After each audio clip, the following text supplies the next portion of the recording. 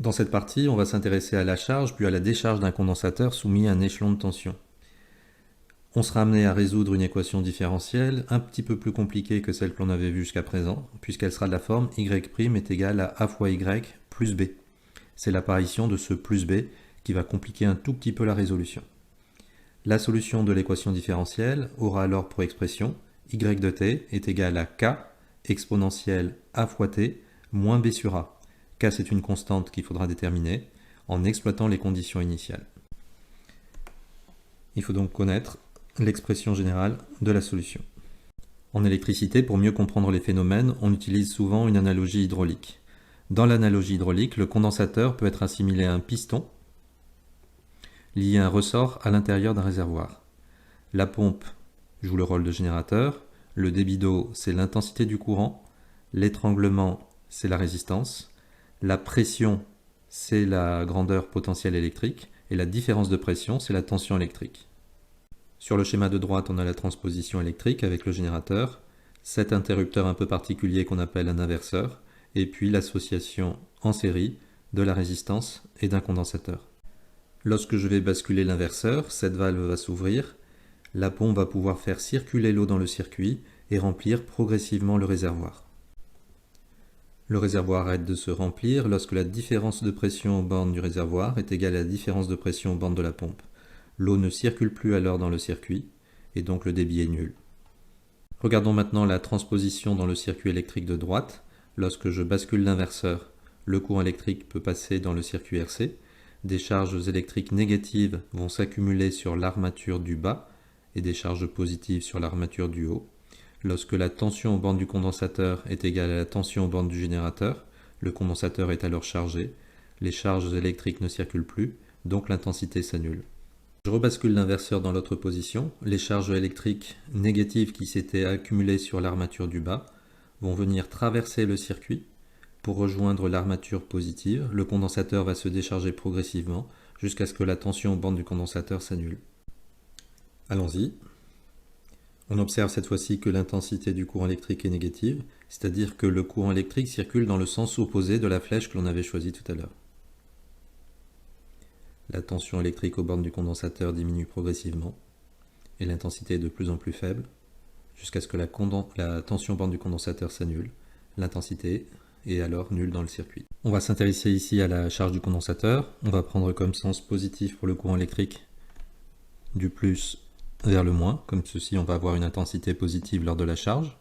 Et je me place en convention récepteur pour les deux récepteurs, c'est-à-dire la résistance et le condensateur.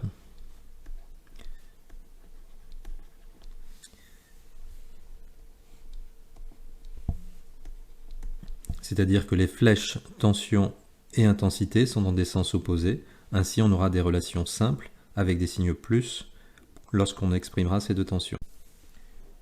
Tension aux bornes du générateur, donc grand E, générateur idéal de tension. Je vais utiliser la loi des mailles pour indiquer la relation qui existe entre toutes ces tensions. Une façon d'établir cette loi des mailles, c'est de choisir un sens de parcours dans la maille et de classer les tensions en deux catégories, toutes celles que l'on va rencontrer par la pointe de la flèche et puis les autres. Toutes celles que l'on va rencontrer par la pointe de la flèche, on va les mettre d'un côté du signe égal, et puis les autres de l'autre côté tout simplement. On se retrouve ainsi avec la relation E égale UR plus UC. On va remplacer UR par R fois I, c'est la loi d'Ohm, qui indique la tension aux bornes d'une résistance, et I par C fois la dérivée de UC sur dt, relation que l'on a établie précédemment. Ainsi, UR va être égal à R fois C, dérivée de la tension aux bornes du condensateur, par rapport au temps. En remplaçant dans la loi des mailles, on va obtenir E qui va être égal à RC d2UC sur dt plus UC. Équation que je peux réécrire ainsi. Je vais faire passer UC de l'autre côté du signe égal, il va prendre un signe moins, et je vais diviser chacun des termes par RC. J'ai ainsi isolé d2UC sur dt, qui va être égal à moins 1 sur RC fois UC, plus grand E sur RC.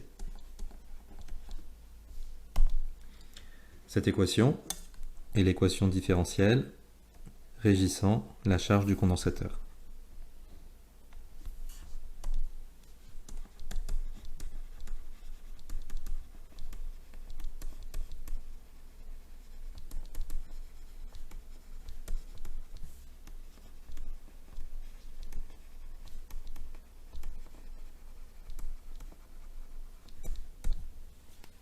Si je fais le lien avec l'encadré mathématique, petit a va être égal à moins 1 sur RC.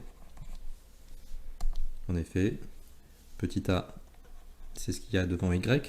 Y ici, ça va être la tension borne du condensateur. Donc je vois apparaître ici le terme petit a qui est égal à moins 1 sur RC. De la même façon, petit b va être égal à E sur RC. Petit b apparaît ici. Ça va correspondre à ce terme-là. Donc égal E sur RC. La solution de l'équation différentielle fait apparaître le terme moins b sur a que je vais calculer. Donc moins b, c'est moins E sur RC, que multiplie 1 sur a. Donc RC sur moins 1. Les signes moins vont se simplifier, ainsi que le terme R fois C. Et donc, ce terme-là est égal à plus E. Ainsi, en remplaçant dans la solution générale, UC de T va être égal à K, constante que je ne connais pas pour l'instant, exponentielle A fois T, avec A qui est égal à moins 1 sur RC, donc ça va faire moins T sur RC, plus grand E. On va déterminer cette constante K en exploitant la valeur initiale de UC. L'énoncé nous disait que le condensateur était initialement déchargé. Donc la tension aux bornes du condensateur, à l'instant initial, est égale à 0 V. Donc je vais remplacer T par 0 dans l'expression du dessus. Et donc je vais obtenir UC de 0 qui va être égal à K exponentielle de 0 plus grand E. Et comme le condensateur est initialement déchargé, ce terme-là va être égal à 0. Exponentielle de 0, c'est égal à 1. Donc j'en déduis que la constante K est égale à moins E. Je remplace dans l'expression de UC. Je vais donc obtenir UC de T qui va être égal à moins E exponentielle moins T sur RC plus grand E. Je peux factoriser grand E.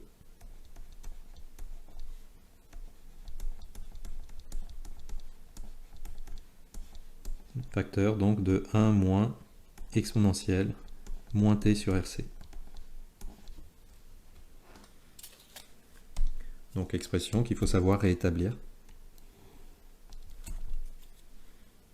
On retrouve bien que la tension initiale aux bornes du condensateur est nulle, puisque exponentielle de 0 est égale à 1, et d'autre part que la tension aux bornes du condensateur va tendre vers E lorsque T va tendre vers l'infini, puisque exponentielle moins T sur RC va tendre vers moins l'infini, et quand l'exponentielle tend vers moins l'infini, elle tend vers 0. On va regarder ce qui va se passer maintenant lors de la décharge. Le condensateur étant chargé, c'est-à-dire que la tension aux bornes du condensateur est égale à E, on va basculer l'inverseur de la position 1 à la position 2. On prend les mêmes conventions que précédemment, l'intensité ainsi, et les tensions aux bornes de la résistance et aux bornes du condensateur. Je vais rétablir la loi des mailles dans cette situation.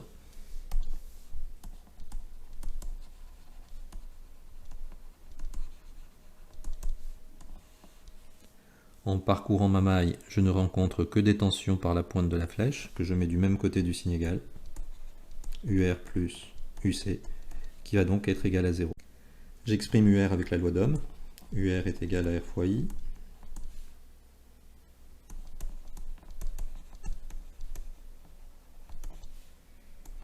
I est égal à C fois D2UC sur DT.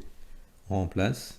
Et donc j'ai UR qui est égal à R fois C D2UC sur DT comme tout à l'heure. Je remplace dans la loi des mailles.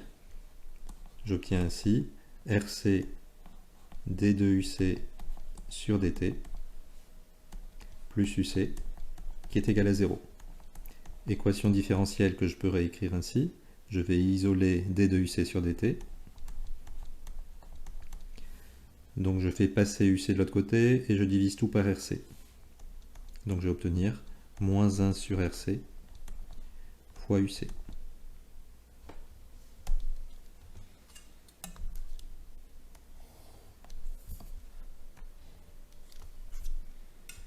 Qui est l'équation différentielle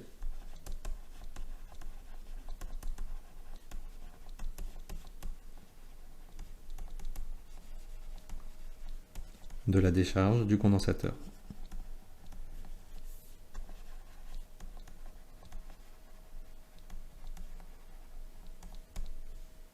En identifiant avec la solution de l'encadré, je vais obtenir que A va être égal à moins 1 sur RC.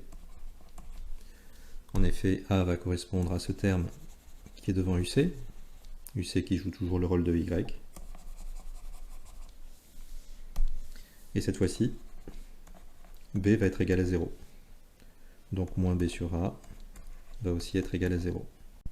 En remplaçant dans la solution générale, on va avoir UC de T qui va être égal à K exponentielle moins T sur RC.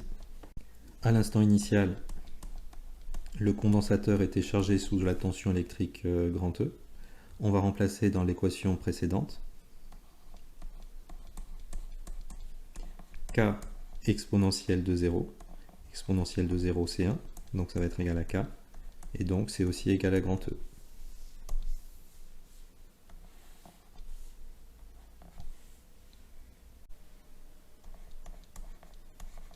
Donc K est égal à grand E. On remplace dans la solution générale.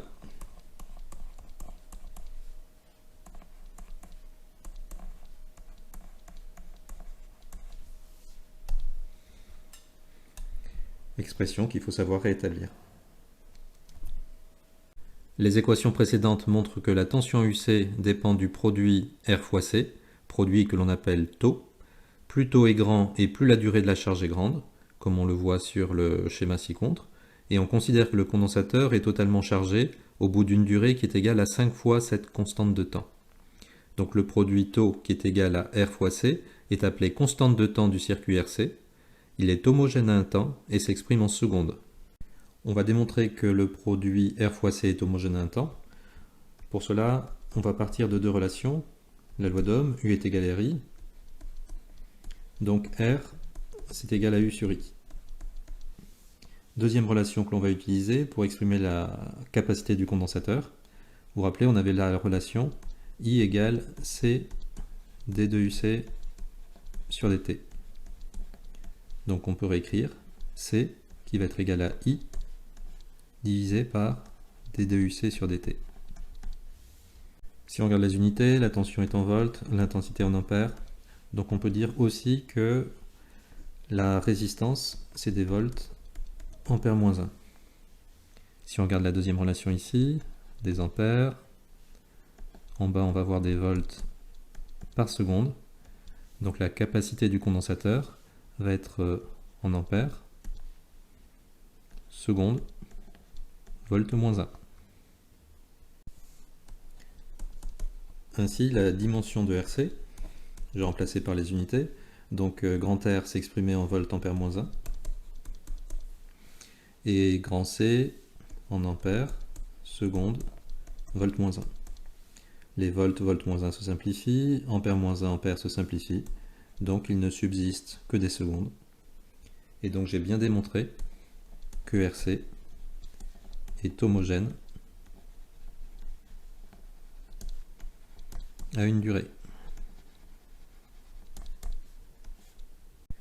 Pour déterminer graphiquement la valeur de taux à partir des courbes qui donnent la tension en fonction du temps, on va regarder quelle est la valeur prise par la tension UC au bout d'une durée qui est égale à taux. On va donc regarder UC de taux, c'est-à-dire UC de R fois C.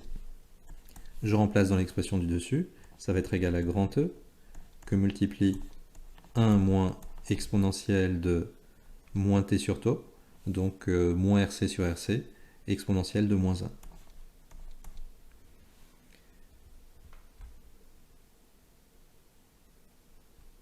1 moins exponentielle de moins 1, la calculatrice nous donne 0,63.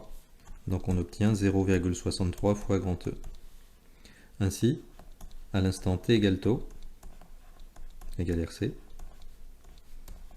le condensateur est chargé à 63%. Lorsque la charge est totale, la tension UC sera égale à E, donc à T égale tau, la tension vaut 0,63 fois E, donc on a atteint 63% de la charge.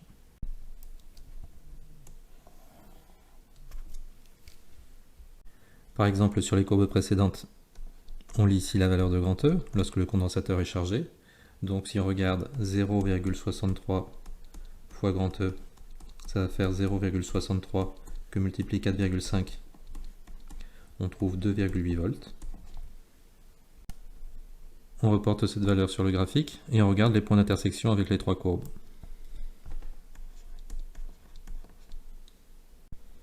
Et on lit en abscisse les valeurs de taux pour la courbe bleue,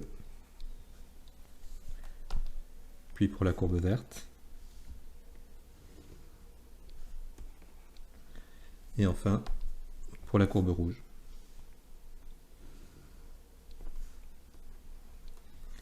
Et aux incertitudes de mesure près, on retrouve les valeurs qui étaient indiquées sur les courbes. On peut faire le même raisonnement lors de la décharge et calculer UC de taux, c'est-à-dire UC de R fois C, en remplaçant l'expression précédente. Ça va faire E, grand E, exponentielle de moins RC sur RC, exponentielle de moins 1. Exponentielle de moins 1, c'est 0,37.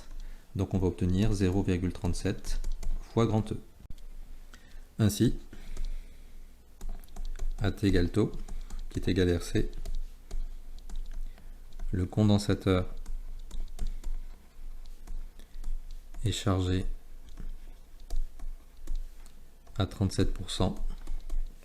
On peut dire aussi qu'il s'est déchargé de 63%.